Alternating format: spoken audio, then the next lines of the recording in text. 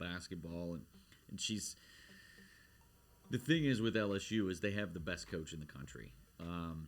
Kim Mulkey, she's from South Louisiana, but she spent a lot of time here in North Louisiana over at Louisiana Tech, and she had the Lady Texters on the map both as a player and as an assistant coach over in Ruston. And this is her second year at LSU. They're already in the Sweet 16, and they've got a real good shot in tomorrow's game against Utah to make it to the Elite Eight, which just says a lot because that program was not.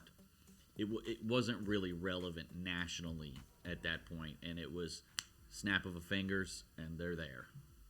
Yeah, no, she is also kind of on a lot of headlines. People have really heard of Coach Mulkey this year and just what the major accomplishments she's been able to do for that program. And the game that we are talking about in regards to what brought them into the Sweet 16, that final score was 66-42.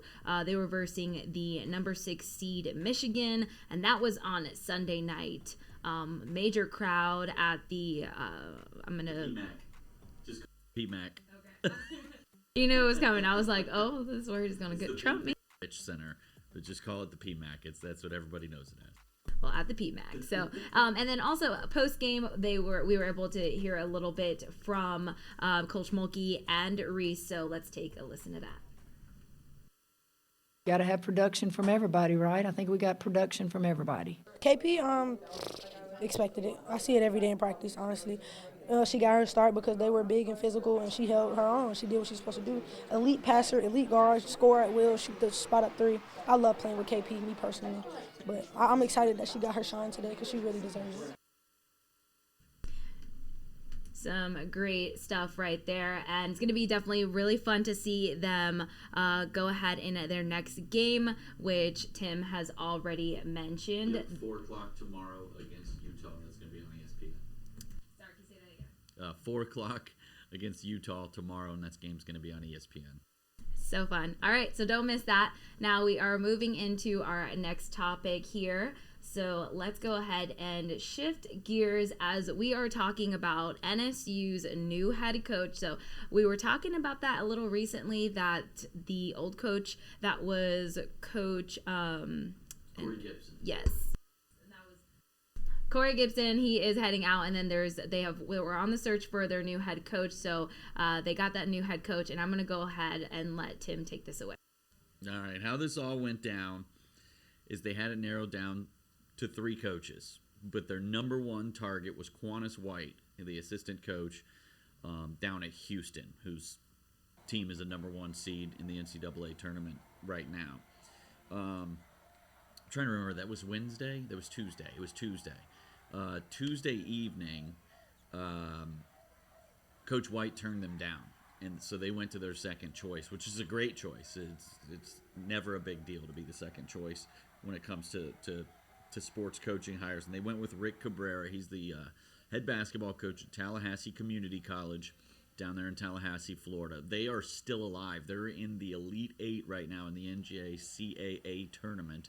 They just won their Sweet 16 game on Wednesday. That's a conference. It's a high level of basketball, and a lot of people, if you haven't been around that conference, you don't know. I covered that conference. I don't want to say how long ago, 15 years ago or so. And it's Power 5 basketball with all freshmen and sophomores. The league that they're in is the Panhandle League. It is the best junior college, or one of the best junior college leagues in the country. There is a high level of play. There are high level players playing in that conference.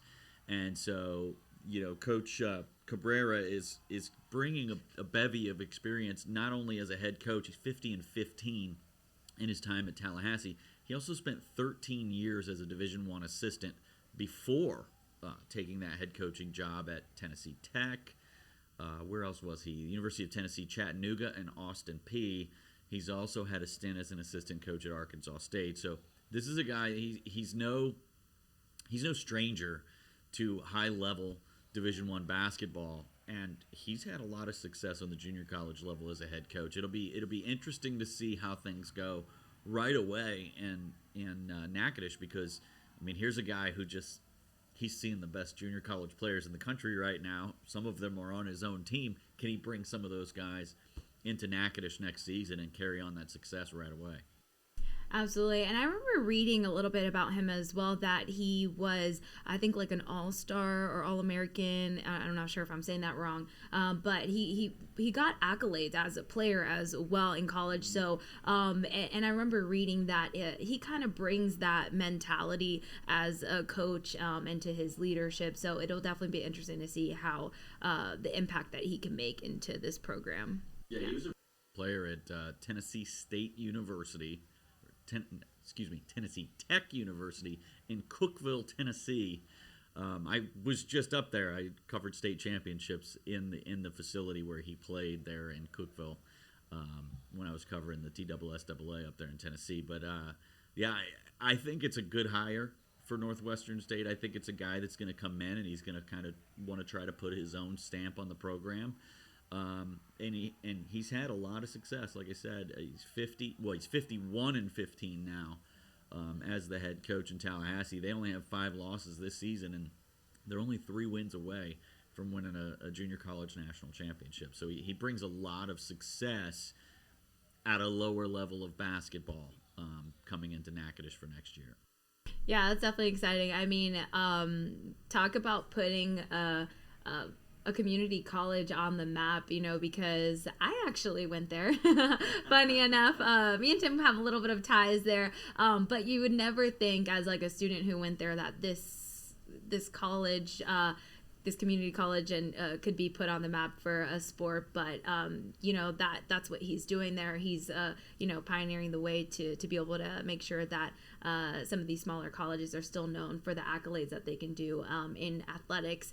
I want to ask you this, Tim. So with Gibson making his way out, as one comes in, one must go. So just looking at the numbers, at the stats, I know you probably don't have them on hand, but just in a general sense, do you think that he was able to make an impact on that NSU program? Oh, he made a huge impact. I mean, they played for the Southland Conference Championship in his first year. The problem is with that impact, when he left to go to Austin Peay, which is where he went to college, he got a big raise. It all makes sense why he left to go to Austin Peay, so I'm not ever going to hold that against somebody. But almost all of his players left too. All 5 starters. His 6 of his top 7 scorers from last year's team are all gone. A couple of them went with him to Austin Peay. So now the leading scorer is Amarion McDonald, who only averaged 6.1 points per game last year. So, it's somewhere, I think it was on Monday, 76% of the Demons scoring went into the transfer portal, all within a 24-hour stretch. So they're kind of starting from scratch. But Corey Gibson did a great job while he was there. He's going to do a great job at Austin Peay as well. He's to have a team that hadn't had a winning season in 7 years to come out this year. I think they finished the season 22-11 and play for a Southland Conference Championship. And they were a made 3-pointer at the end of that game away from making it into the NCAA tournament for the first time in a long time. Super exciting stuff there. Do you know when Cabrera officially starts? When maybe he'll start making his rounds with the players, anything like that? Right now, we don't have the answer to that. Neither does Northwestern State, unfortunately, because they're still alive. So he'll once he gets everything wrapped up with TCC at the national tournament, then he'll quickly turn the page and be in Natchitoches. I'm sure they'll do an introductory press conference. I was talking to their sports information director about that the other day, and he's like, honestly, we really don't know until they lose and get bounced from the tournament that they're in. Right. He's still trying to win an award, a championship. Yeah, over there, trying to come over here with a trophy. But so let's go ahead. Let's keep moving to looking on to a little bit more of the Big Dance recap. So now we're looking over at some of the men's basketball who we got left, and so it's split. I mean, I don't know if I'm gonna just say this. Because I don't know if a lot of people know that it's split between East, West, Midwest, South. So there's a little divide there, and then they each play at different places. Yeah, they're all at different facilities this weekend. It all starts tonight. There's a couple of good games tonight. One of them involving one of our regional teams, Arkansas, taking on UConn. UConn's the number 4 seed. They're going to be favored in that game, but Arkansas, let me tell you, this is a team that is healthy now. They are a full day. They are one of those teams that you don't want to see right now. They're playing really good basketball. They just beat the defending national champions in Kansas last weekend, and I know they're not favored in this game, but I could see Arkansas running roughshod over UConn if they play really well today. Another game that I'm keeping my eye on is most of you viewers don't know. I just came back from Knoxville, so I covered Tennessee basketball. So getting a chance to watch Tennessee from afar now is actually kind of nice. I know a lot of those kids, and Josiah Jordan James is one of my favorite athletes I've ever covered. He's one of the wingmen on Tennessee's team. But there's kind of a funny story, and there's a tie back here to North Louisiana. Okay, so Danny White is the athletic director at the University of Tennessee. His brother, I cannot remember his name, is the athletic director at Florida Atlantic. Okay, their other brother, Mike White, is the head coach at Georgia, formerly of Florida, formerly of Louisiana Tech. So there's a little bit of a tie back here. It's going to be 2 brother athletic directors going against each other, and I just kind of wonder if somebody reached out to Mike White and said, hey, I want to get a scouting report on this team, which brother he's going to give that scouting report to. That's kind of funny. But so it's Tennessee and Florida Atlantic tonight. That's the late game from. Also, I gotta just throw this in there. So there might not just be a brother competition there. We might have a little competition here because that's my hometown right there. You grew up down there? Yeah, in Florida. Yeah, that's not too far from me. So yeah, definitely looking at that Florida Atlantic game, and then also Miami. Just because it's part of home too. Well, so yeah. Miami's got a full day themselves. They're playing against Houston, and Houston's one of the teams that I think has a legitimate shot of winning a national championship. So we'll see if Miami can pull off an upset on back-to-back games. I believe it was Indiana they just beat, I believe, in the round of 32. The number 4 seeds. Yeah, I think that's who it was. But going up against number 1 seed. I mean, I know in the game of the big dance going into that, going for that championship title, sometimes the seed number doesn't matter. Like, for example, FDU, or let's look at Princeton here, which is Princeton's still alive. Yeah, so and they're like the highest seed there that is still in the game. But I mean, just when you have that number 1, it's like kind of people are after you. You got some high expectations there. Yep. Going back to the Tennessee-Florida Atlantic game, Tennessee's playing without their point guard. Zakai Ziegler is hurt. He was not with them last weekend. He is with them in New York City, in his hometown, at Madison Square Garden, rooting them on tonight. So that's going to be fun to watch. I think that's one of those games. I mean, Tennessee's a bruising team, so they play very physical basketball. So that's a game to watch tonight. Michigan State and Kansas State also play tonight. And Michigan State and Tennessee, I think, are very similar teams. They're both big, bruising teams. They play a physical style of basketball. And I think you really could see a Michigan State-Tennessee matchup in the next round. I think these 2 games are also tonight, I believe. The Arkansas-UConn game, which we already talked a little bit about. I think Arkansas is going to be one of those teams that's tough to beat right now because they had one of the top recruiting classes in the country. They've dealt with injuries all year long. They're all healthy. They're all playing together now, and they're playing at a high level. And then the best game of the entire weekend, I think, is the one it's a late night game, and it's Gonzaga against UCLA. That's gonna be one that's really fun to watch. It's one that I'm gonna keep my eye on for sure. And and then the Friday games. We talked a little bit about Houston, Miami. Xavier against Texas. Xavier's one of those teams out of Cincinnati, Ohio, that they're good every single year. There are so many athletes up in that Cincinnati area because you got Xavier, you got the University of Cincinnati, you get a lot of guys going to Kentucky or Louisville out of that area. So But the University of Texas is the University of Texas. They're going to be in that game as well. And then in the South region, my projected national champion, and I know that you LSU fans are not going to want to hear this, but the Alabama Crimson Tide are going to be taking on San Diego State. And I think Alabama, as long as they're able to keep playing these guys that were maybe or maybe not in trouble, they're going to be tough to beat. And if they beat San Diego State, then they're going to play a team that's seeded even lower than San Diego State in either Princeton or Creighton. Princeton is the 15 seed into the Sweet 16. You don't see that very often. It's been several years since that's happened. Yeah, it's interesting too. You mentioned you usually hear Xavier in these competitions at this point.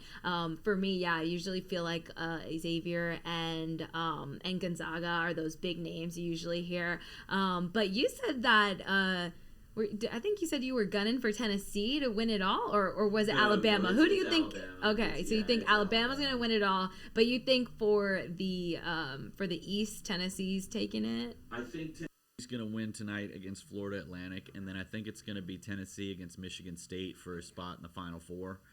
Shout out to my guy Reese. He's in New York City covering that game. And Sam Rothman, that works here at our station, is going to be working with my friend Reese here shortly. And she gave him a hard time because, listen to this, Brittany.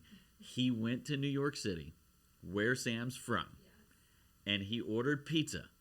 And he did not order what she told him to order. That's a fail right there. Big mistake. Big mistake. You got to follow the girl who's from there. She's from that area. Yeah. Oh my goodness. Well, I'm sure he's going to have a lot of fun out there though covering that game. That's going to be a really good one.